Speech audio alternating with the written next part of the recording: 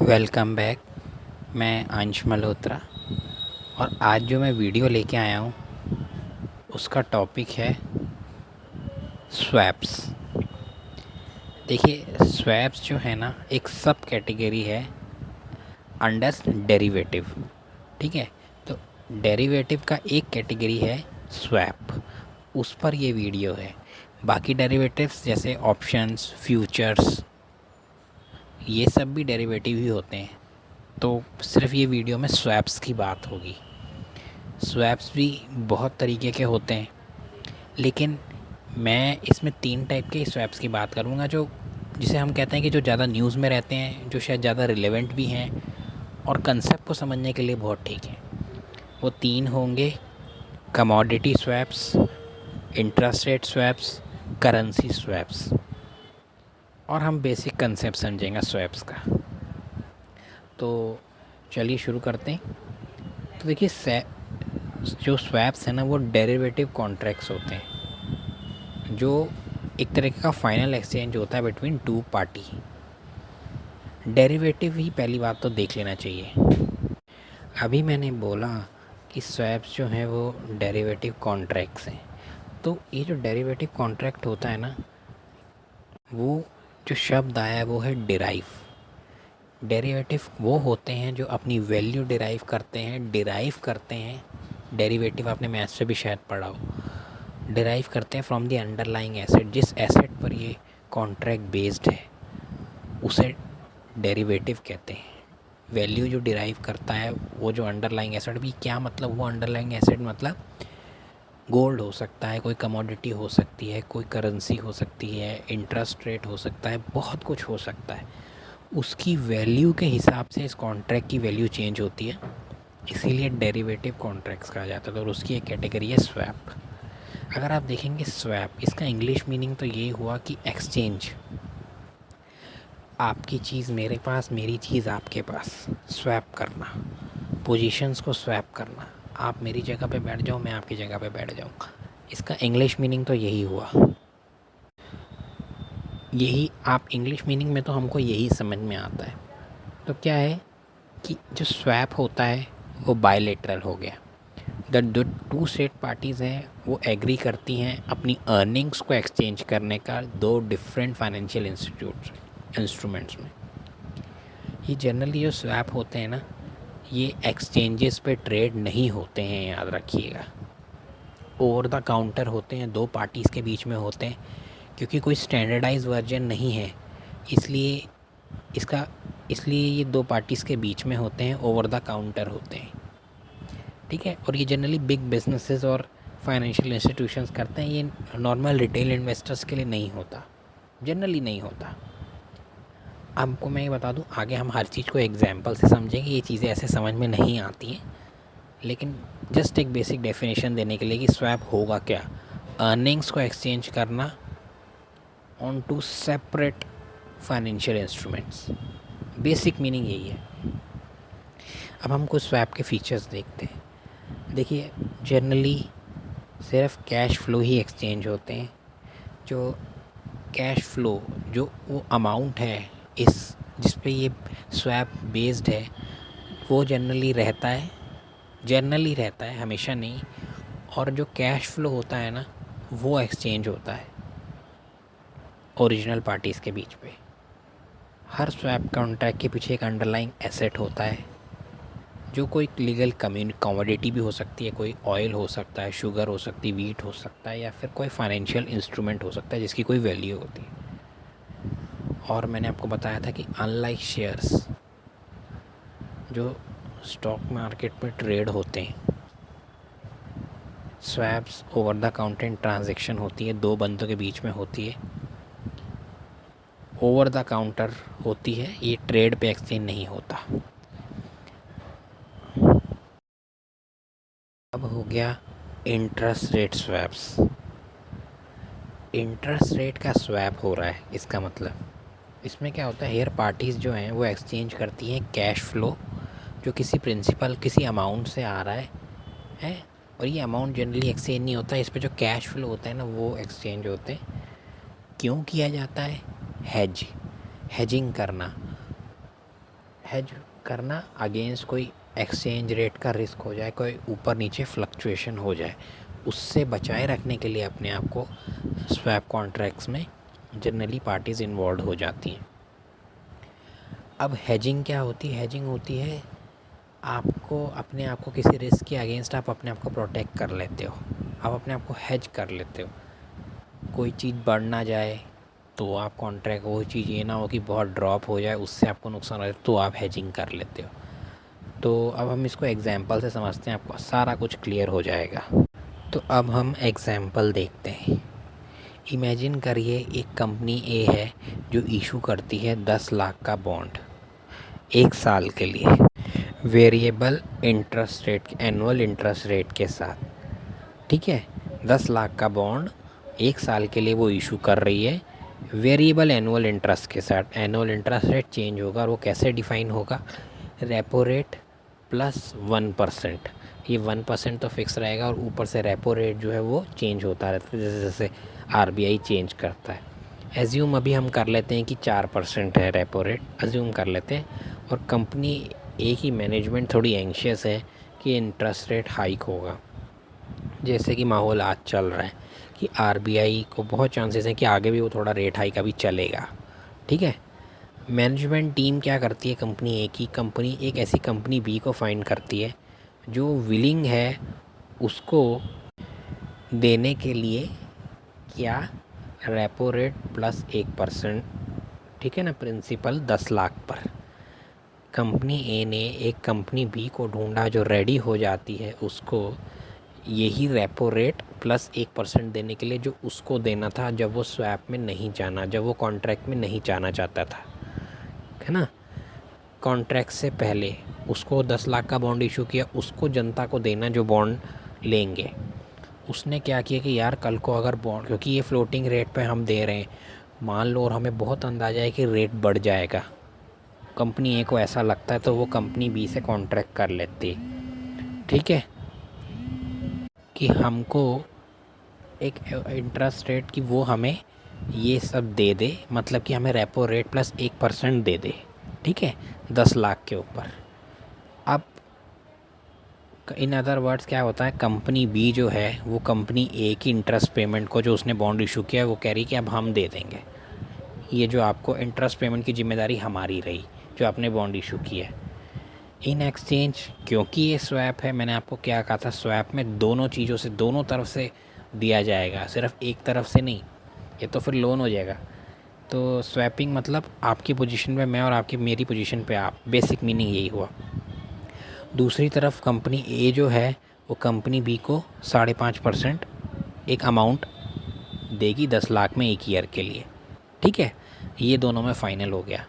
अब रिज़ल्ट क्या होता है, देखिए केस 1 क्या बनता है। हो सकता है इंटरेस्ट रेट 1% से बढ़ जाए, कंपनी ए को अपने बॉन्ड पर रेपो रेट प्लस 1% देना था, मैंने रिज्यूम किया रेपो रेट 4% है, तो 5% देना है उसको। 1 साल बाद इंटरेस्ट रेट 1% से बढ़ गया, मतलब अब उसको 5% repo rate plus 1% equals to 6% देना है। ठीक है, 1% अगर आपने 10 लाख का दिया, मैं तो ये अमाउंट छोटा ले रहा हूँ, बट 10-10 लाख के बॉन्ड कंपनी इशू नहीं करती, कई बार तो करोड़ों रुपए के बॉन्ड इशू करती है, दिक्कत हो जाएगी। लेकिन अगर वो स्वैप में इन्वॉल्व है, तो क्या था स्वैप की एग्रीमेंट के हिसाब से कंपनी ए को, कंपनी ए की पेमेंट जो है कंपनी बी करेगी फ्लोटिंग रेट और 1+1% के हिसाब से, और कंपनी ए को 5.5% देना है। अब हो गया है 6%, उसने अपने आप को 5.5% पर फिक्स कर लिया है कंपनी ए ने। ठीक है ना, यही तय हुआ था कॉन्ट्रैक्ट में, वो देगी 5.5, कंपनी जो बी है उसको देना पड़ेगा 6%, क्योंकि कॉन्ट्रैक्ट में बात हुई है। कंपनी ए को फ़ायदा हो गया स्वैप में जाने से। ठीक है ना, क्यों? क्योंकि कंपनी बी का जो फॉरकास्ट था वो इनकरेक्ट था, और इंटरेस्ट रेट जो है वो कहीं ज़्यादा बढ़ गए जिसने उसने एक्सपेक्ट किए थे। अब आपको समझ में आया कि कैसे काम करता है स्वैप कंपनी। अब हम केस 2 देख लेते हैं कि भाई इंटरेस्ट रेट जो है वो सिर्फ 0.25% से ही बढ़े, मतलब 25 बेसिस पॉइंट्स ही बढ़े। इस केस में क्या होगा कि कंपनी ए को 5.5% देना ही है, फिक्स है बी को। कंपनी बी ने कहा था कि हम आपकी पेमेंट्स को कर देंगे, हैं। तो उसको 5.5 मिल रहा है कंपनी ए से, कंपनी बी को देना है 5.25, है ना।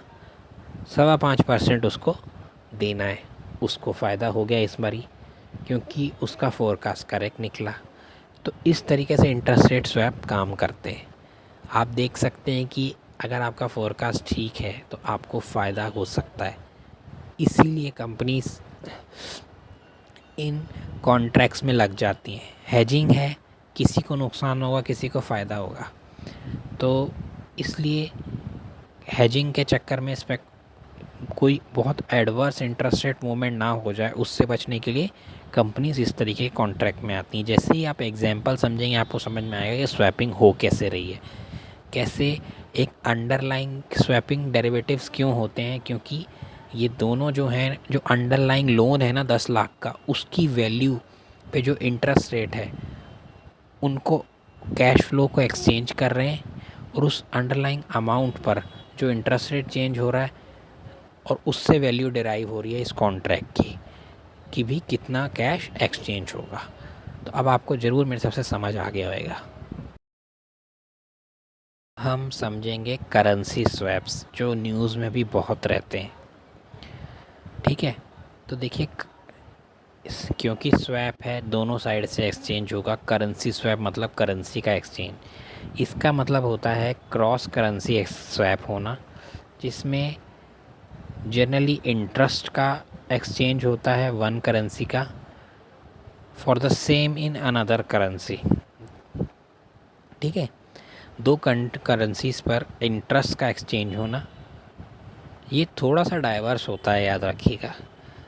ये और भी तरीके से कहीं इवन करेंसी स्वैप में भी कहीं टाइप के एग्रीमेंट्स होते हैं, लेकिन मैं आपको वो सिखाऊंगा। तो जनरली इस समय न्यूज़ में इंटरेस्ट पेमेंट्स जो होती हैं एक्सचेंज की जाती हैं फ़िक्स डेट पर, और लाइफ ऑफ अ कॉन्ट्रैक्ट, और ये एक तरीके की through the life of a contract और फिक्स डेट पे, और इट इज़ जनरली एक फॉरेन करेंसी ट्रांजैक्शन ही इसको माना जाता है।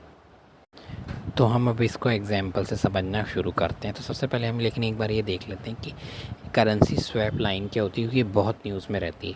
देखिए, करेंसी स्वैप लाइन क्या होती है, एक एग्रीमेंट होता है दो सेंट्रल बैंक के बीच में, जहाँ पे वो करेंसीज़ को अपनी एक्सचेंज कर लेते हैं। इस पे होता क्या है, ये एक सेंट्रल बैंक को अलाउ करता है फॉरेन करेंसी में लिक्विडिटी मेंटेन करने के लिए। किससे, उस बैंक से जो सेंट्रल बैंक उस करेंसी को इशू कर रहा है। Usually they need this to provide domestic commercial banks को, हैं। Swap lines generally central banks use करते हैं, दो central banks, to find certain market intervention in recent years. ये एक बहुत ही इम्पोर्टेंट टूल बन गया है फाइनेंशियल स्टेबिलिटी को मेंटेन करने के लिए, और मार्केट टेंशन्स को जो है रियल इकोनॉमी को इफ़ेक्ट ना करें अल्टीमेटली। जैसे कि आज रुपये को लेके बहुत टेंशन बनी हुई है।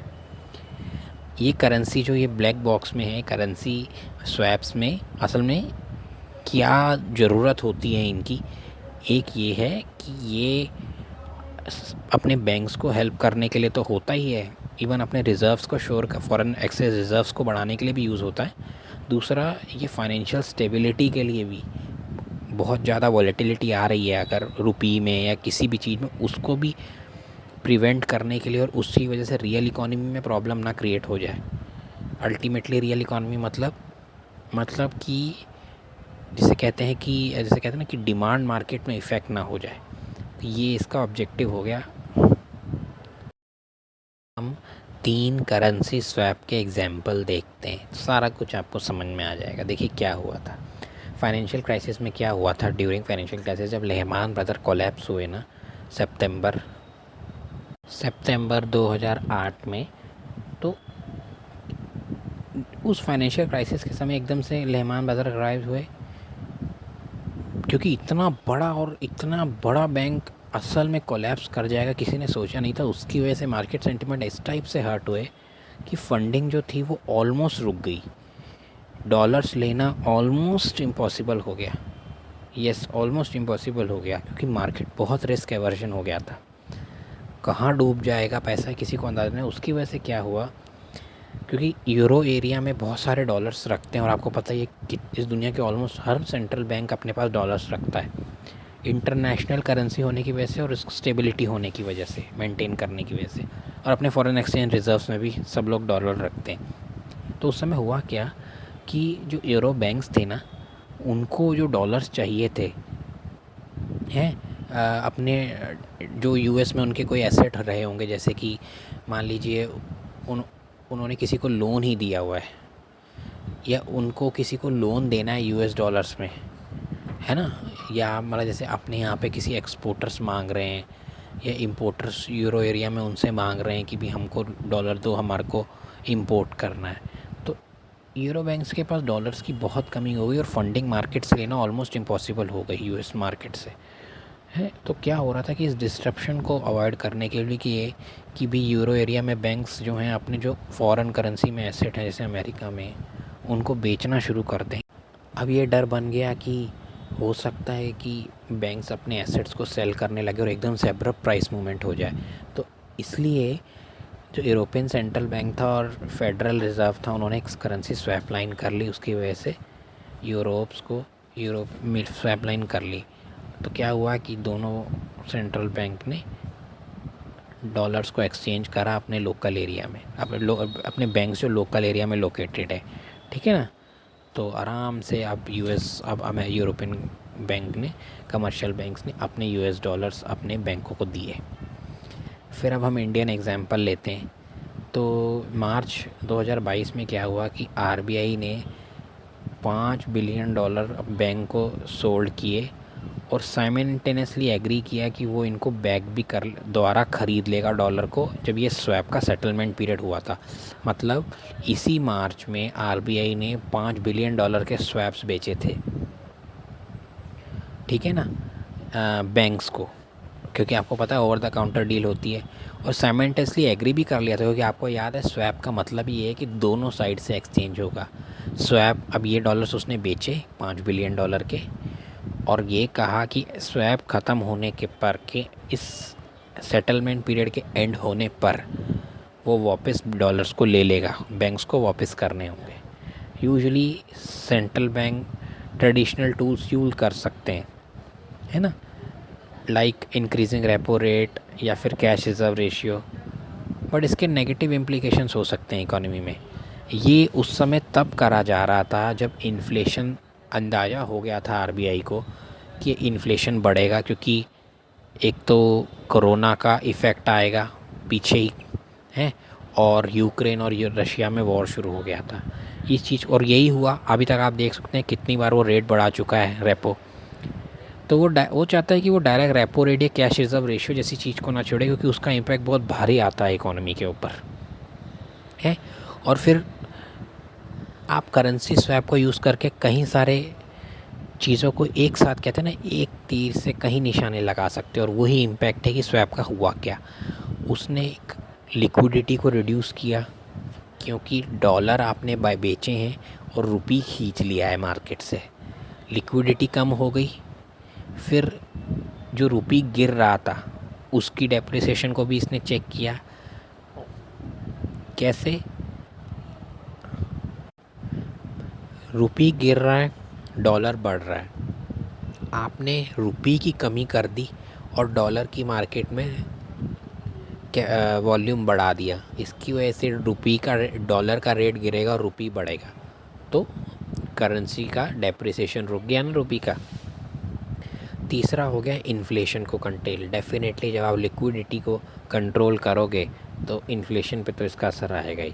तो आप देख सकते हैं कि क्यों, कैसे फाइनेंशियल स्टेबिलिटी को बनाए रखने के लिए भी करेंसी स्वैप्स का यूज़ होता है। बहुत ज़बरदस्त एग्जांपल है। फिर एक आपने पिछले कुछ सालों में अगर आप फॉलो कर रहे होंगे तो इंडिया जापान ने भी एक बायलैटरल करेंसी स्वैप अरेंजमेंट किया था $75 बिलियन का। इस करेंसी स्वैप में होना क्या था कि ये सेंट्रल हमारे आरबीआई को अलाउ करेगा कि वो 75 बिलियन वर्थ ऑफ येन या डॉलर्स जो हैं एज अ लोन जैपनीज़ से ले लें जब उनको ठीक लगता है, जब आरबीआई को ज़रूरत है। ये एक स्वैप लाइन बनी हुई है। आरबीआई को जब लगता है वो ये ले सकता है, $75 बिलियन तक का। आरबीआई जो है, और ये मान लीजिए कभी बहुत इंपॉर्टेंट चीज़ इंपोर्ट करनी पड़ गई, रुपी पर बहुत दबाव आ रहा है, हैं, किसी उसको कोई फ़ॉरेन लोन देना पड़ जाता है इंडियन गवर्नमेंट को, और अभी वो नहीं चाहते कि रिज़र्व से दें या कुछ कुछ भी कमी हो रही है ना, तो वो इन डॉलर्स को लेके ऑन डिमांड उसको मिल जाएंगे, ये इस कॉन्ट्रैक्ट में लिखा हुआ है। अपने इवन अपने फॉरेन रिज़र्व्स को बूस्ट कर सकती है वो ये लेके, और रुपी को डिफेंड कर सकती है ना। अब मैंने क्योंकि पहले आपको बताया था कि स्वैप का मतलब है दोनों साइड से एक्सचेंज होगा, तो भाई इससे जापान का क्या फ़ायदा, देखिए, क्योंकि ये स्वैप है तो जापान भी जब चाहे ये डॉलर्स ले सकता है, वो डॉलर मांग सकता है आरबीआई से, ठीक है। तो जब वो चाहे तो $75 बिलियन का आरबीआई को अपने रिज़र्व से देना पड़ेगा। लेकिन जनरली ये आप जापान के साथ करना इसलिए क्योंकि उसके शायद रिज़र्व्स दुनिया के सेकंड लार्जेस्ट रिज़र्व्स हैं, वो शायद ही इंडिया से कभी लोन लेगा। लेकिन for Japan this deal is beneficial, क्यों, क्योंकि वो एक बड़ा ही लिक्रेटिव इन्वेस्टमेंट डील कर सकता है, और उससे क्या होगा, जो जापानीज़ कंपनी इंडिया में काम कर रही हैं और उनको अगर यूएस डॉलर चाहिए यहाँ पर हैं, तो वो आरबीआई, जापानीज़ जो सेंट्रल बैंक है, वो कह सकता है कि अब आप इसी कॉन्ट्रैक्ट के को मद्देनज़र रखते हुए आप इन जापानीज़ कंपनीज़ को लोन दीजिए ताकि वो अपने बिज़नेस को एक्सपेंड कर सके। तो हर किसी का कोई मतलब होता है किसी कॉन्ट्रैक्ट में आने के लिए, एक तरफ़ा कभी कॉन्ट्रैक्ट नहीं होता, और स्वैप उसी का एग्जाम्पल है। अब हम लास्ट में देखते हैं कमोडिटी स्वैप्स क्या होते हैं। इंटरेस्ट रेट स्वैप में इंटरेस्ट रेट का एक्सचेंज होना, जो किसी अंडरलाइंग इंस्ट्रूमेंट जैसे कि किसी लोन पर बेस्ड है, किसी बॉन्ड पर बेस्ड है, उस कैश फ्लो जो इंटरेस्ट रेट है उनका एक्सचेंज होना। करेंसी में भी करेंसीज़ का एक्सचेंज होना, ठीक है, कैश फ्लो स्वैप होना, याद रखना दोनों तरफ से। कमोडिटी में क्या होगा, ये भी एक डेरिवेटिव कॉन्ट्रैक्ट है जहाँ दो पार्टीज़ एग्री करती हैं एक्सचेंज करने के लिए कैश फ्लोस। कैश फ्लो का मतलब ये हुआ कि जो पीरियोडिक हर कुछ समय के बाद पेमेंट्स आए ना, उसे कैश फ्लोस कहते हैं, जो डिपेंड होंगी एक कमोडिटी की प्राइस पर, किसी कमोडिटी क्योंकि कमोडिटी स्वैप है, तो जो कैश फ्लो जनरेट होगा ना, जो पार्टीज़ एग्री करती हैं एक्सचेंज करने के लिए, वो किसी अंडरलाइंग कमोडिटी पर डिपेंडेंट होगा। याद रखिएगा, कोई ना कोई कमोडिटी ज़रूर होगी कमोडिटी स्वैप के लिए, तभी ये नाम पड़ा है। ये जनरली कमोडिटी स्वैप किया जाता है कोई एडवर्स प्राइस मूवमेंट ना हो जाए, इसीलिए उस रिस्क को हेज करने के लिए, उस रिस्क से अपने आप को प्रोटेक्ट कर लेने के लिए जनरली कमोडिटी स्वैप्स के एग्रीमेंट में किया जाता है, कॉन्ट्रैक्ट में आया जाता है, ये कॉन्ट्रैक्ट किए जाते हैं। देखिए क्या होता है कि जो लोग जब पैसा लगाते हैं और जब बहुत ज़्यादा पैसा इन्वॉल्व होता है ना, तब ये चीज़ें करनी पड़ती हैं। और जब आपको कुछ अंदाज़ा हो जाए या कुछ इन्फॉर्मेशन आपके पास ऐसी है, या मियर आप स्पेकुलेशन ही कर रहे हैं कि कुछ ऐसा मूवमेंट ना हो जाए, जैसे वॉर हो गया है, पता नहीं यार कितना महंगा हो जाएगा बट क्रूड ऑयल है, और या है ना कि आपको कुछ अंदाज़ा हो कि ओपेक जो है ऐसा कुछ कर देगा, तो आप जनरली अपने आप को हेजिंग करते हो और अपने आप को इन रिस्क से बचाने की कोशिश करते हो।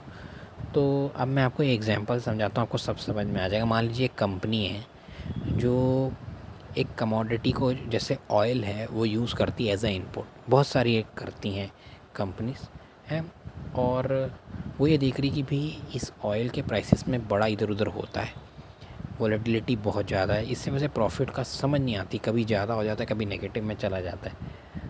और ख़ासकर जब मेरे आउटपुट का प्राइस तो इतना चेंज होता नहीं जो मैं ये ऑयल को यूज़ करके बनाता हूँ, लेकिन जो इनपुट है इसमें ये बहुत ऊपर नीचे होता है। तो इस केसेस में कंपनी क्या करती है, तो इन सच केसेस जो कंपनी है कमोडिटी एक्सचेंज स्वैप्स में जुड़ जाती है, वो ये एग्रीमेंट कर लेती है किसी के साथ। तो एग्जांपल से समझते हैं। देखिए क्या होता है कि कमोडिटी स्वैप एग्रीमेंट है जो हुआ किस पर है, इसके नीचे अंडरलाइंग एसेट क्या है, 1 लाख बैरल ऑयल का क्रूड ऑयल, ये इस कॉन्ट्रैक्ट के नीचे है, जिसके प्राइसेस में चेंजेस होने की वजह से स्वैप किस तरीके से होगा। आप देखिए कैसे वैल्यू जनरेट होगी, कैसे ये डेरिवेटिव कॉन्ट्रैक्ट काम करेगा। एक पार्टी ने एग्री किया है इस कॉन्ट्रैक्ट में कि आप एग्री किया है कि आप मुझे 2500 बैरल के हिसाब से फिक्स्ड इनकम दोगे, हैं, या फिर आप ऐसे कह लीजिए कि मैं 2500 बैरल के हिसाब से, मान लीजिए आप किसी की आपसे बात हो रही है मिडल ईस्ट में कि भाई मैं जो है, और इंडिया में कोई कंपनी है वो कह रही है कि भाई मैं तो 2500 रुपये बैरल के हिसाब से आपको फ़िक्स्ड इनकम दूंगा। अब दूसरी कंपनी वहाँ जो है वो आपसे स्वैप कर लेती है कि स्वैपिंग है तो दूसरी साइड से भी होगा कि भाई हम आपको फ्लोटिंग पेमेंट्स देंगे, जो स्पॉट प्राइस होगा उस समय में, जिस दिन आप ऑयल रिलीज़ होता है, जो प्राइस होगा मार्केट का वो हम आपको देंगे। आपको 2500 बैरल फिक्स है आपका, वो आपको देना ही देना चाहे कुछ भी रेट हो। अब पहली सेटलमेंट डेट आई तो क्या हुआ कि मान लीजिए स्पॉट प्राइस 2400 हो गया है पर बैरल, तो जिसको फ़िक्स पैसा देना है 2500 रुपये पर बैरल, उसको तो 25 करोड़ रुपए देने पड़ जाएंगे ना, मल्टीप्लाई करके। और दूसरी कंपनी ने कहा था कि हम आपको स्पॉट प्राइस ही देंगे, आपको हमें फ़िक्स प्राइस देना है, तो उसको आपको कितने देने पड़ेंगे? हाँ, आपको 25 करोड़ देने ही देने, क्योंकि आपका फ़िक्स है इंडियन कंपनी का, वहाँ से उसको स्पॉट प्राइस देना है, तो वो आपको 24 करोड़ रुपए देगा। तो उसको कितने करोड़ का फ़ायदा हो गया? 1 करोड़ रुपए का फ़ायदा हो गया। समझ में आया? जैसे इंटरेस्ट रेट मूवमेंट कर रहा था। अब और 1 करोड़ का यहाँ फ़ायदा हुआ। अब हम देखते हैं कि केस 2 क्या है। मान लीजिए प्राइस जो है एक बैरल का वो 2550 रुपये हो गया है स्पॉट प्राइस। कॉन्ट्रैक्ट के हिसाब से इंडियन कंपनी को 2500 बैरल ही देना है और वो फ्लोटिंग देगा जो वहाँ से मिडल ईस्ट में डील कर रहा है। अब आपको वो तो आपको 2550 देगा और आपको 2500 ही देना है। आपको 5 करोड़ का फ़ायदा हो गया कि नहीं हो गया? हो गया ना। सॉरी, 5 करोड़ नहीं, 50 लाख का, थोड़ा सा कैलकुलेशन मिस्टेक हो गई। तो अब आपको समझ में आया कि असल में, क्योंकि ये चीज़ें एग्जाम्पल से ही समझ में आती हैं, तो प्लीज़ इनको माइंड में रखिएगा। कोई अगर कभी पूछ लेता है तो फटाफट आप समझा सकते हैं। रिस्क हमने देख लिया कि हर एसेट में के साथ कुछ ना कुछ रिस्क इन्वॉल्व होता है। तो अब स्वैप्स के साथ भी कुछ रिस्क होते होंगे, वही हम डिस्कस करेंगे। तो पहला तो है प्राइस रिस्क। प्राइस रिस्क क्या? जो कॉन्ट्रैक्ट के नीचे का अंडरलाइंग एसेट है, या तो कोई लोन, कोई करेंसी या कोई कमोडिटी, उसकी में जो भी एडवर्स प्राइस मूवमेंट हो जाए, है ना, जो आपके हिसाब से, आपके फोरकास्ट के हिसाब से ना हो, वो प्राइस रिस्क बन जाएगा। The risk arises due to the movement of the underlying rate, कि जैसे कि इंटरेस्ट रेट स्वैप में हमने देखा कि दोनों पार्टीज़ को ही खतरा है कि भाई इंटरेस्ट रेट कैसे मूव कर जाए, आपको नहीं पता, है ना। जनरली बहुत ही सारी इन्फॉर्मेशन को ध्यान में रख के किया जाता है, बट अनप्रेडिक्टेबिलिटी तो है ही है लाइफ की। दूसरा है counter party risk. Counter party risk होता है कि ये तब अराइज होता है कि जो काउंटर पार्टी है वो डिफ़ॉल्ट कर जाए अपनी ऑब्लिगेशंस पे, जो कॉन्ट्रैक्ट के हिसाब से उसको करना है। क्यों? खासकर जब दोनों पार्टीज़ डिफरेंट ड्यूरिडिक्शंस में हैं, डिफरेंट कंट्रीज़ में हैं, तब ये मुश्किल होता है, क्योंकि ये ओवर द काउंटर होता है और कंपैरेटिवली ज़्यादा स्टैंडर्डाइज नहीं होता, दो पार्टीज़ के बीच में हो जाता है। तो कई बार ये रिस्क ज़्यादा बढ़ जाते हैं। इतना इजी भी नहीं है डिफ़ॉल्ट करना, क्योंकि आपकी मार्केट में इमेज ख़राब हो जाए तो ये सबसे बड़ा नुकसान किसी कंपनी को हो सकता है, याद रखिएगा। और आप जब ये कॉन्ट्रैक्ट करते होंगे तो ये लीगल कॉन्ट्रैक्ट होते हैं, तो आप ऐसे मोड़ नहीं सकते लेकिन फिर भी जो डिफरेंट ज्यूरिडिक्शंस में दुख हैं वहाँ फिर भी ये डिफ़ॉल्ट हो सकता है। इसमें काउंटर पार्टी रिस्क हमेशा रहता है। काउंटर पार्टी रिस्क तो आप जानते हैं कि इवन जो बैंक लोन देते हैं उसमें भी रहता ही है। बोरोवर विलफुली करे या अनविलफुली करे, डिफ़ॉल्ट तो काउंटर पार्टी का रिस्क तो हमेशा बना ही रहता है। तो ये दो टाइप के रिस्क होते हैं। अब फाइनली स्वैप में मेन बातें हमने देख ली हैं। और भी टाइप के इक्विटी स्वैप्स भी होते हैं और टाइप के भी, लेकिन जो मेन आपको समझ में आ जाना चाहिए कंसेप्ट वो शायद आपको आ जाएगा। अगर वीडियो में कोई चीज़ गलत लिखे तो आप प्लीज़ नीचे लिख दीजिएगा, मैं चेंजेस कर दूँगा। और आप वीडियो को लाइक कर दीजिएगा, कुछ कमेंट भी कीजिएगा और शेयर कर दीजिएगा अगर किसी और की ये चीज़ काम आ सकती है तो। प्लीज़ चैनल सब्सक्राइब भी कर दीजिएगा। Thank you and have a nice day.